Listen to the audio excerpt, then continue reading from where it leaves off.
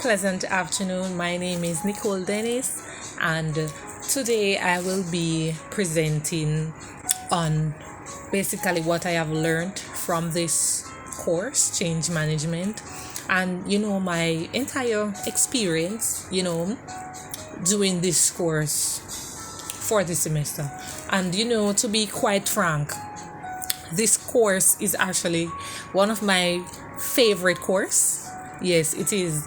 And not just because management studies is my major, it is actually a core course, but because of the structure and the content of the course, it applies to me, right?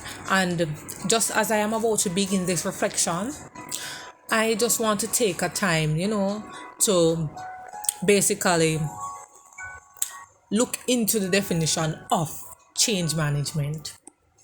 As I conceptualize, change management rather, is a systematic approach that deals with how organizations, transform their values, their goals, and strategies that may be sometimes difficult for people's, especially employees in the organization to adapt to.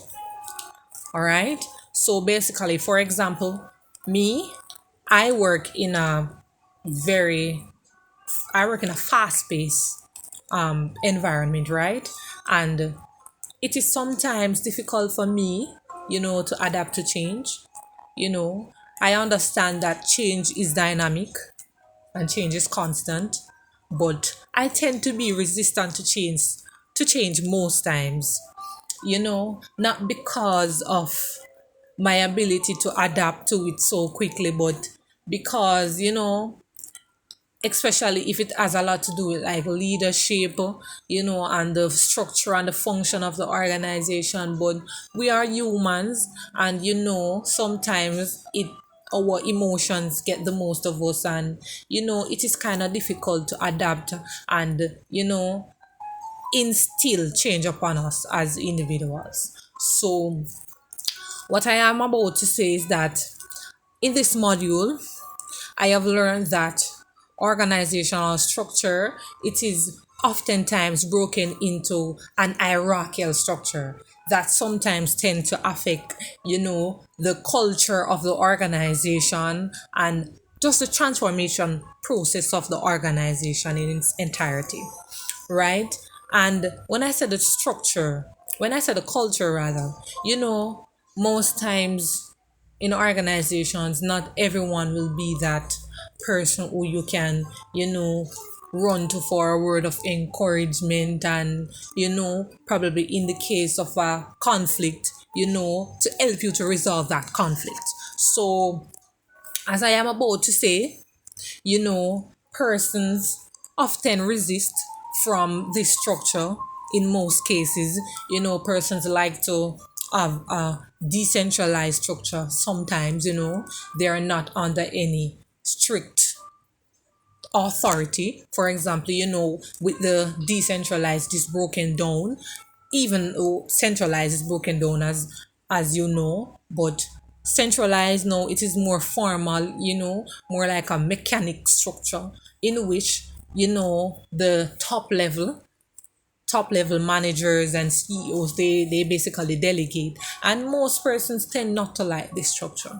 Rather, most persons, as you know, in organizations, they love to have their own way, but to be to be on point, I think it is essential for one to plan. For example, in an organizational setting, it is important for one to plan, implement and execute changes for efforts to be engaged. And, it is oftentimes best if we try not to be surprised, over everything. Rather, just to go, easy flow and welcome changes as they come along. But, the human nature, it basically won't accept that so quickly. And, with organizational change, management change, rather, these aspects plays an important part as a best practice, and also in defining goals, visions, and mission statements along which change is incorporated, right, in an effort to get a particular task done. But this should have been 5 minutes just to reflect, about what I have learned, basically my experiences. And so far, I have not, encountered any shortfalls with this course to me, So, what I'll take away from this course is that organizations should train, motivate and encourage their employees, also to maintain a balanced communication with them as well, basically to build team trust, to listen to each other, and to empower and motivate employees, and to recognize